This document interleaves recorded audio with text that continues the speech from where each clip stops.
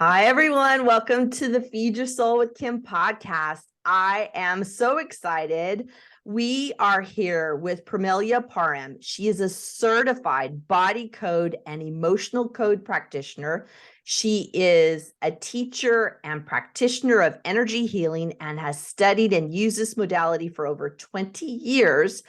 Through her company, Vibrational Healing, she provides emotional healing sessions, individual consultations, and realigns limiting beliefs and heals past lifetime energy. She teaches strategies on how to increase energy, expand self-awareness, and be empowered to make positive changes. Permelia, I am so glad you're here. Welcome to the Feed Your Soul with Kim podcast. We haven't talked about any of these kind of topics, so I am all in to get going. Do you want to give us a little bit, anything else you want to give us about who you are and what you do? Well, thank you, Kim. I'm very excited to be here on your podcast today. So yes, I live on the west coast of Vancouver, on the west coast of Canada, on an island called Vancouver Island. And I live in a small city called Parksville. And I have been incorporating energy healing for myself only. That's how I got started. I was just not in a happy place 20 years ago. And I knew the only way for me to find joy I had to go inside. I wasn't going to be able to find it anywhere else. So I have been studying this and incorporating it into my lifestyle. And now it turned into a business. So I now get to teach others. That's so cool. Could you describe what energy healing is? Your type of energy healing? Because I know there are lots of people with lots of definitions. I just want to be clear for us all. What do you mean by energy healing? So we all are made up of vibration. We think this is the body and this is all there is, but we're so more than that. We have vibration, the vibration that we have that's in and around our body is made up of energy. So everything is energy. If you do some scientific studies, we have atoms and molecules and all of that stuff. And it's all energy. It's not all energy. We don't think about it in that realm, and we haven't really been educated about that, but that is in fact what it is all about. So when we're looking at energy, we're just looking at everything that could be going on in the body. And we want to have as much good vibration because it's the law of attraction. So the vibration that you have around you, if it's a good vibration, that's what you're going to attract. If you have bad vibration, well, guess what? That's what you're going to attract. So I think this is such an interesting topic to talk about. We talk about on the Feed Your Soul with Kim podcast, we talk a lot about overeating, feeling frustrated with overeating, working out of dieting, and really having a different relationship with food. But also there's this different relationship with our body that has to happen. And I think of energy, there are two things I think of as energy around food, like what energy the food brings to you, but also the energy around our body. Do you have any ideas about any of that, or kind of what do you think about all of that? Well, I just think it all works together so well. And what's amazing about the body code is that we can actually work on a specific food to release that energy or emotions, the emotions that might be going with that food. So for example, if you're really always attracted to ice cream, for example, well, what happened when you were a child? Did you get rewarded and did you get an ice cream cone or whatever because you did good, or you got an A or something, your behavior improved, whatever that was. So we have those emotions around eating, and so we can release them. We can release those emotions. A number of my clients, we have worked on a food, and also I have a couple of clients, we've worked on alcohol. And I said to them, be very careful what you want, what you're wishing for, because the emotions and the energy that is around that food are going to go away, and you're not going to want it. You're not going to be attracted to it anymore. So it works really, really well, especially with body image, and as you're talking about food, and how we relate to it. Yeah. I think it's interesting what you were just talking about with the food part, that is something. And then I want to get into the body part too. So I would take with the food part. I find it interesting what you were saying about like, what are the memories and what are the emotions attached to the food? Because really, if we go back, I hear so many people say, this was the food that I ate with my family. This is what my family did. And this is how I felt love, right? Exactly. Around that food. And then what you're talking about is how to release that kind of attraction to it, and start recognizing that there's something larger going on around it. It's not, you're not out of control. You just have this kind of relationship with that food that maybe is something you don't want to have anymore. Exactly. And, as adults, that's all a part of my realigning limiting beliefs. We grow up with all these beliefs, either they're family taught or society taught. And then we get to be adults and we go, well, you know what? That belief, if we think about it, Right. And do a little analysis, it's like, well, that belief doesn't really work for me anymore. So, okay, well, let's release it then. Let's replace it with a positive belief, then, not that negative belief. And the same thing with food. It's not to say that if you had this certain food and you felt loved, this is great, because that's what we want in the world, is to feel loved and cherished and cared for, and that we matter. But if you're having that relationship with that food, let's say ice cream, for example, and you're now in your 40s or 50s or 60s or more, and you're having a weight issue, you might want to just look at why, do I still need that food to feel loved? Or do I can feel loved without having that food? Well, it's interesting what you're talking about. Is it really makes me think about that feeling of out of control. And what you're talking about is that, some people, I feel out of control. So like, the way I'll get back in control is I'll just say, I can't have it. I can't have it. And what we all know is when we say, I can't have it, we want it even more. Yes, that's right. It's just, we just wanted it even more. It's human nature.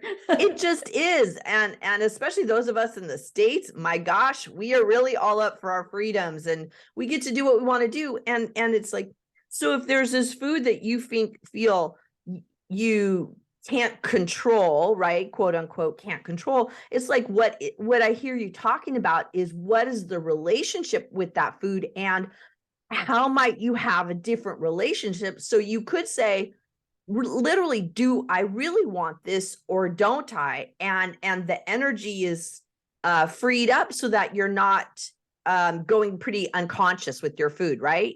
Am I hearing this correctly? Yeah, exactly. So you're having a relationship with the food, obviously. And so what is that relationship? Is it healthy or is it unhealthy? And if consciously it's unhealthy, then why? Is what happened? Where? And that's what I love about the body code and emotion code modality, is because we get to the root cause. We're not just looking at a symptom. So eating, and we all do that. And we often eat what we know we shouldn't eat. But, I agree with you. If you say, no, you can't have it, well, then of course, our instinct is that we just want to have it. So have a little bit, maybe not have the whole chocolate bar, just have a couple of bars or a couple of cubes of the chocolate bar. And so we're looking at the relationship that we're having, and the emotional relationship. And oftentimes we don't actually add the emotions to the physical. We're looking at what's going on physically with us, and we don't investigate or research, why is that happening? And so again, the root cause, why am I always determined to eat the whole chocolate bar? Right. And so that's interesting, is like really taking space to examine what is the emotional relationship with the food, and rather than, if you want to eat the whole thing, eat the whole thing. But it becomes being conscious of, is this what I really want? Am I hungry? Is this what my body, how's this going to feel in my body? Really being more discerning about what we do. And you're really talking about being more conscious as we're eating, to really explore the decision that we're making. Yeah, absolutely. That's for sure. Always be curious. That's you know, I always say, you That know, one. what we got in trouble for as a child is usually our gift. So I got in trouble for being too sensitive and asking too many questions. So, you know, my sensitivity obviously now is worth, It pays off. pays off, because that's what I do with my clients. Yeah. And curious. I've always been curious. I'm always asking questions. Always be curious. And that's a good way to approach with your food. I wonder also what you think. I've been talking to a lot of people who have, because we're in the summertime now here in the States, going into bikini, we call it here bikini weather, which is super funny. Because, you know, it's like get bikini ready. But what I think that goes on around that is a lot of body shaming and feeling really uncomfortable in our body. And this can be the time of year where people get really triggered by the clothes that they think they're supposed to wear and thinking their body isn't okay. What do you think in terms of the body code? Like what goes on with our body, and what do you think about all this? Well, what the body code is, so let me just explain. There's two levels. The first level is the emotion code, and that's learning all about the emotions and how they relate to our organs and our glands and what's going on in the body. So Dr. Bradley Nelson, who created the protocols, the emotion code's the first level. I've been certified in that now for over 5 years. And then the body code is the next level if you choose to take it. Some people just stay being emotion code practitioners. I really enjoyed finding out about the body because it looks at everything that's going on in the body. So it looks at the organs, it looks at the glands, it looks at all of the systems, including things like the chakras, the meridians, our aura, our electromagnetic field. So we're looking at whether there's a misalignment or an imbalance, and how and what emotions are causing that. So, you know, I hear what you're saying around this time of year, and I think we have to just, again, we have to step back a bit and say, well, how do I feel? You know, I'm not 100% happy with the shape of my body, but I feel good. So, you know, it's just going to be what it's going to be at this age. And so sometimes we have to just say, okay, you know, if I feel good, I'm eating healthy, I'm drinking lots of water, I'm not I'm not overdoing the sugar and the carbs, and my body feels healthy. You know, maybe I have another couple of extra inches around the waist, but okay, you know, I think we just need to be more comfortable with who we are and how we feel in our bodies.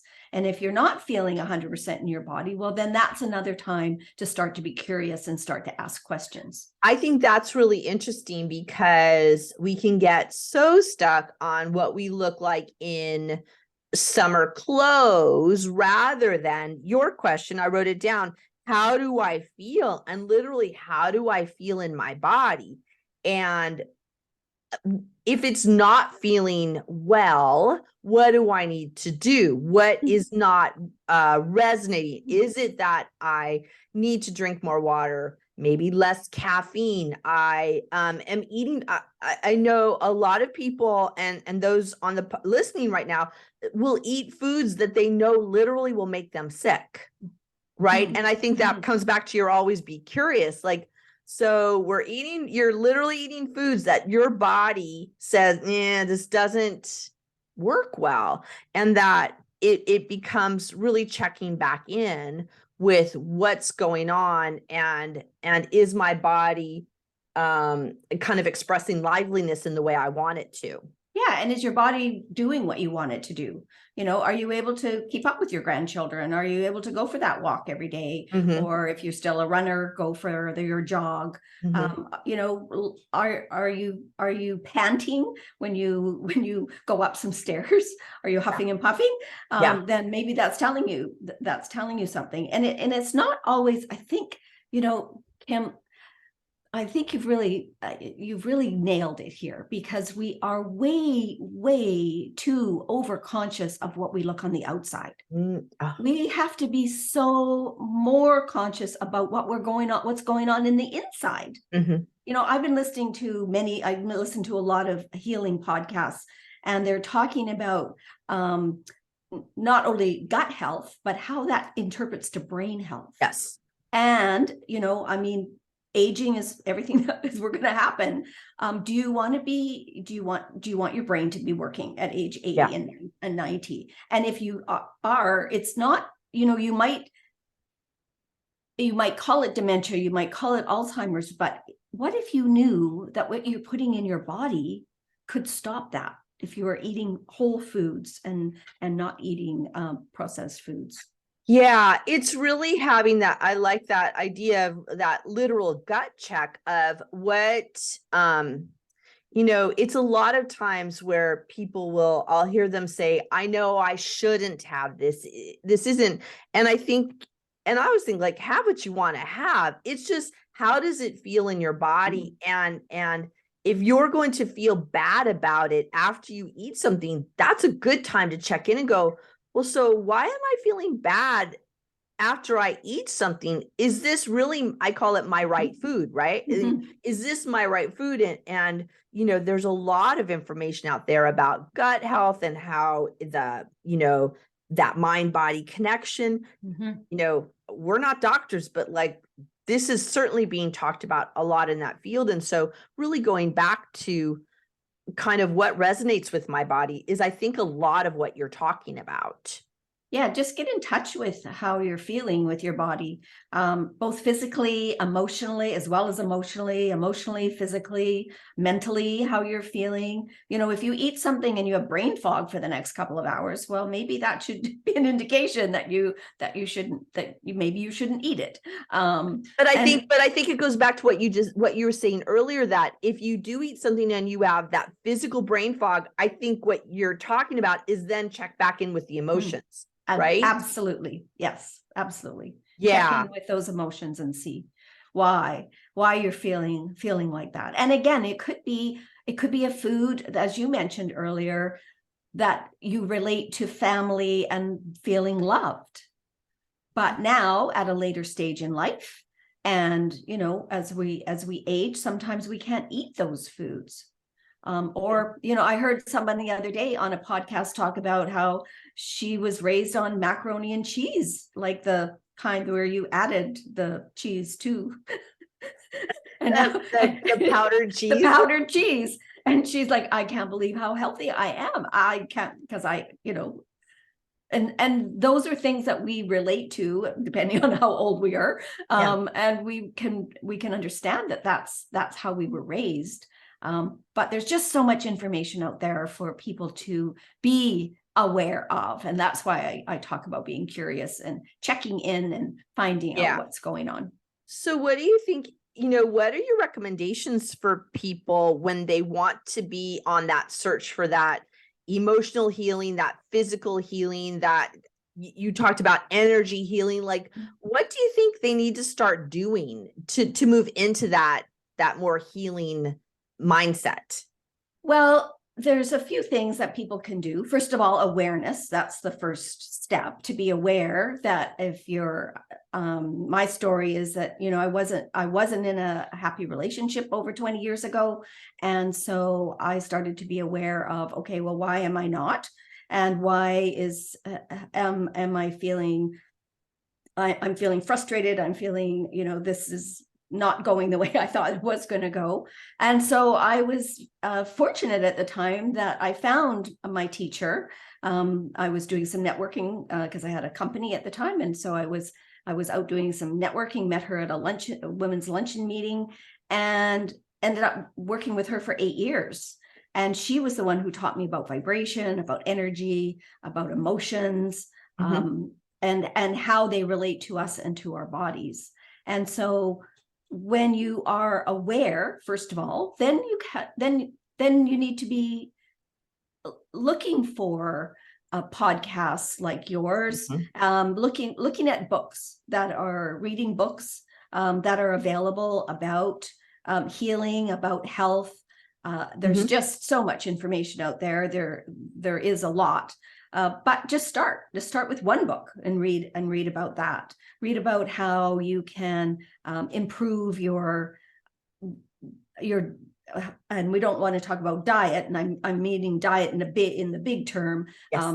not just what you're going to, put on your plate today, Yes. but looking at overall, am I eating more fruits and vegetables? Am I eating too many carbs? In the wintertime, I will confess, I eat way too many carbs because it's comfort food. I live in Canada. It gets cold up here. Yeah, it's interesting. I think that's an interesting thing about the idea of energy connected to food, and that, is it that kind of healing energy or that kind of high vibration with the food that's really going to fuel you to, I'd say, is it going to fuel you to do the things you need to do, you want to do, right?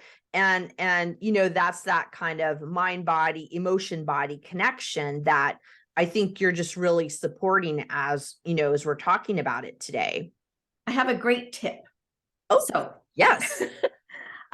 So our bodies are really true to who we are, basically from our subconscious, our muscles, our electromagnetic field. Those are the three components of the process that I use when I do body code work with my clients. And so if you're not sure about a food, whether you're standing in the grocery store or whether you've got it on your plate, muscle test, find out. So describe, we have not gone over muscle testing here. Can you talk about, tell us what, so there'll be some that can see us on YouTube if you do any, I know some, the finger, but, and also describe it for those listening, because that's a good, that's going to be a good takeaway. Okay. So the easiest ones that I would recommend is either called the strong arm test. So you put your arm out like this. If you say your name, your true name, who you are, your arm should be strong. If you say a different name that's not your name, your arm will go weak. That's your muscles are true to who you are. So they're not going to lie. So if you've got a food in front of you, or I see this at the grocery store, which is quite cute. So people are standing in front of on the aisle, looking at cereal or something in a can or whatever. Yeah. And they'll have their arm out. Actually, they oftentimes don't do that because that's, people can see what you're doing. Looks a little weird. It looks a little weird. One that's not quite so obvious is called the sway test. So when you're standing up and you say your name, your body should sway forward. That's your yes. And if you say something different, that's not your name, your body should sway back. So you can do the same thing. You can put your hand on the food, on the can of whatever, on the box of whatever you're thinking of buying in the grocery store, on the vegetables even, and the fruit. And then just your body will tell you, just say, okay, should I have this food? Should I buy this food? And so if you're going to use the sway technique, you're going to sway forward as a yes. You're going to basically lean into it, right? Exactly. I'm leaning into this and then I'm leaning back from it. And so if I'm leaning in, if my body's leaning into it, and it's really the power of the body. And the energy and the vibration that's all around us that is giving you the answer. Yes. I think is that an easier one, do you think, to do than the arm testing? Well, easier to do in public. It doesn't, yes. It's not quite so intrusive. No, that's a really good thing. And so, I like that idea of doing the testing, the body testing, the muscle testing, to see whether it's a food that really is going to resonate for you, because it's going then with your body wisdom, the energy that's flowing, and we're all made of energy. There's energy floating all over. I love that one. So tell me, what would you do if you're going to do the arm one? You hold it out long and hold it out to your side. Just out to your side, do it straight. And touch the food. With your other hand. Yeah, you can touch it with your other hand. And then I usually put my other hand, because you don't actually need to touch the food. Oh, okay. Just standing in front of it. And then just say, okay, is this food healthy for me? So if your arm stays strong, that's a yes. And then if it goes weak, then that's your no. So for those of you not watching, what we're doing is you put one arm out, you put the other arm on top of it, and and just wonder, is this my right food to buy? And if your arm goes weak, it's basically taking energy from your body. If your arm stays strong, it's going to bring energy to you. Perfect. And Yes. I know there are a lot of people out there that maybe don't know of any of this. There actually, if you go on YouTube, there are many different ways to do muscle testing and just testing for foods like that. Actually, this is the first time we've talked about this on our podcast. So I'm loving that you're talking about something that's really pretty simple. Why do you think that energy, kind of like, for anybody who's a little skeptical about that kind of energy, like, how could we encourage them to maybe give this a little bit of a try? Well, I think you can now, I don't think, I know there are lots of YouTube videos out there about energy. You can look up people like Dr. Bruce Lipton. He talks about the biology of belief. What you believe is really what's going to happen. There's Dr. Joe Dispenza. He was a chiropractor and was in a triathlon, was on his bike hit by a truck and was told he would never walk again. Just about every bone in his body was broken. And now this is the short version. Sure. He went home and decided, no, I'm going to meditate and I'm going to heal. So we don't know that. We're not taught that in mainstream society, that our bodies are that amazing. And our bodies are really, really amazing. So he completely healed his body. And now he had to believe that he was going to do it and that was going to happen. So that's a big part of it. That's what Dr. Bruce Lipton talks about. So there is information out there that, and these are scientists. So right. These are doctors. These are not doctors. People just kind of, they think it's a good idea. It's actually been studied. Yes. So if somebody wants to learn more about this, where can they find you? And do you have something you can offer so people can get to know you a little bit better? Because I find all this fascinating. I love this stuff. So I'm hoping people are going to want to learn more because this is super interesting to me. Well, thanks, Kim. Yes, absolutely. I love to teach. I love to let people know what's out there and what's happening. So I have a website. It's vibrationalhealing.ca. And if you want to just email me, it's Permelia, my first name, at vibrationalhealing.ca. Okay. I have a calendar link that I've put in the chat. And so people can book an appointment with me. And for your listeners, and I would love to offer a complimentary body code session for them. So they can again book that through the calendar link. They can book that. That is so interesting because sometimes, like, it can resonate, but people just don't quite know what it is.